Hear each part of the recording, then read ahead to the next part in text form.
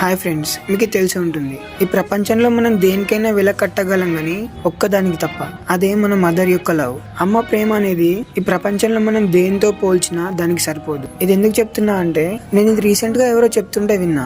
Literally ఇది విన్న తర్వాత నేను చాలా ఏడ్చా. ఎందుకంటే అమ్మ ప్రేమ అనేది తన పిల్లల కోసం ఎంత దూరమైనా వెళ్తుంది. అది తనను తను కోల్పోవడానికైనా సరే సిద్ధపడుతుంది. మేబీ మీరు కూడా ఒక్కసారైనా వినుండొచ్చు, బట్ మళ్ళీ ఒకసారి చెప్తున్నా వినండి. అండ్ ఇది విన్న తర్వాత మీకు ఏమనిపించిందో కమెంట్ లో చెప్పండి. ఇప్పుడు అదేంటో ఒక్కసారి విందాం.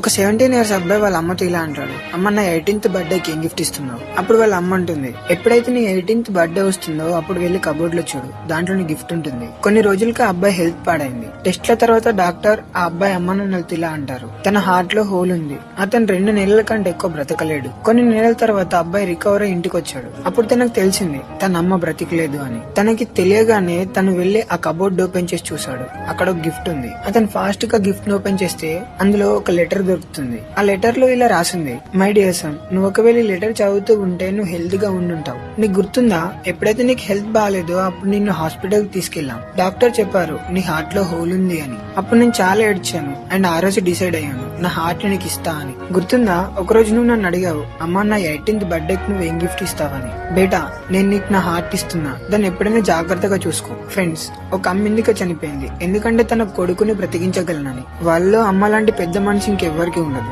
అండ్ అమ్మ లాంటి మనసు ఎవరిది కాదు. మీ మదర్ కోసం ఒక హార్ట్ ఖచ్చితంగా సెండ్ చేయండి. తను ఎప్పటికీ బాధ పెట్టకండి. గుర్తుపెట్టుకోండి, ఎప్పుడైతే మన పేరెంట్స్ ని హ్యాపీగా చూసుకుంటామో అప్పుడు మన లైఫ్ పాజిటివ్ గా మారుతుంది.